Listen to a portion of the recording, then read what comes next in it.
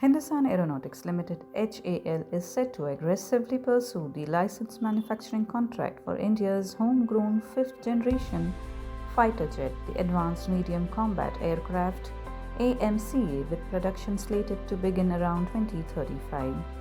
HAL Chairman and Managing Director D.K. Sunil stated that the company will bid on fresh tenders for this phase, regardless of whether its consortium with two unnamed partners is shortlisted in the current prototype building stage. 7 consortia from public and private sectors submitted bids last year, with 3 advancing after technical screening. Financial evaluations are underway. Shortlisted groups must construct 5 AMCA prototypes and 1 structural test specimen. Sunil noted no official communication on shortlisting has been received yet, emphasizing AMCA as a 10-year national program.